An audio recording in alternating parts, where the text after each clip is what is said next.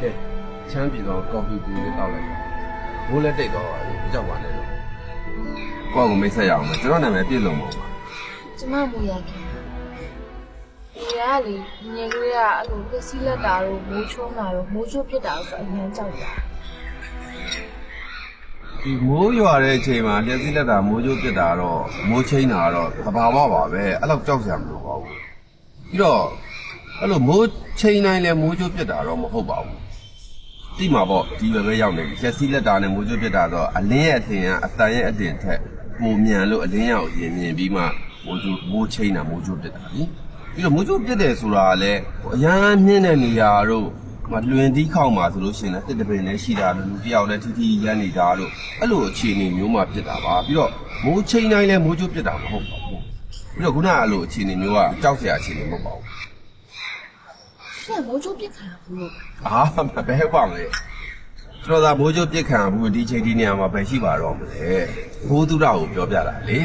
ပြီးတော့မိုးကြိုးပြစ်တယ်ဆိုတာအဲ့ဒီရှက်စီးလက်တာကိုမြင်လိုက်ရင်ဘာမှမကြောက်နဲ့အဲ့ဒါကိုယ်မပြစ်တော့လို့ကမှလိုက်တော့ ဒါမဲ့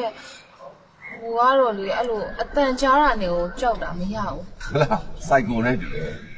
အဲ့လိုစိုက်ကိုရှိတယ်ဆိုရင်အဲ့လိုမိုးရွာတဲ့ချိန်မိုးအုပ်နေချိန်တယောက်တည်းမသွားနဲ့အဖော်လေးပါပြန်သွားပေါ့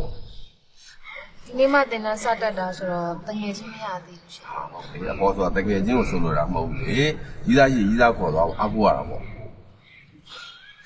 အေးရမိဘတွေသဘောမကျလို့စမ်းထားသေးတယ်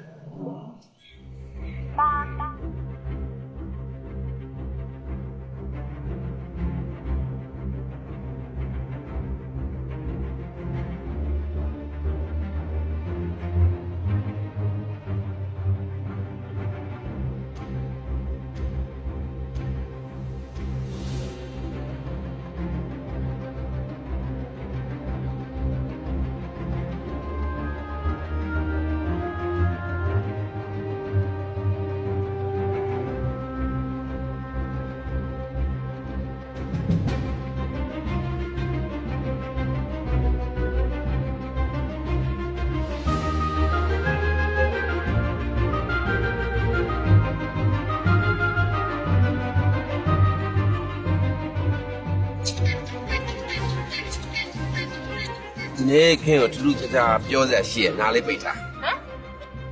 ဟမ်sorry ပြောစရာရှိအောင်နားပိတ်ထားခိုင်းကြောက်တယ်အရန်စိတ်လို့ရှားစရာတခုပြောစရာမဟုတ်ပြစရာရှိလို့မျက်စိလေးခဏပိတ်ထားပေးပါ ဟုတ်ရ Close your eyes please နောက်နော် Close your eyes please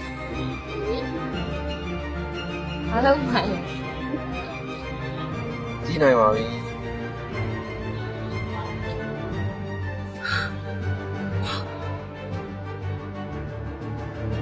ခေကိုလက်ထပ်ပြရစီ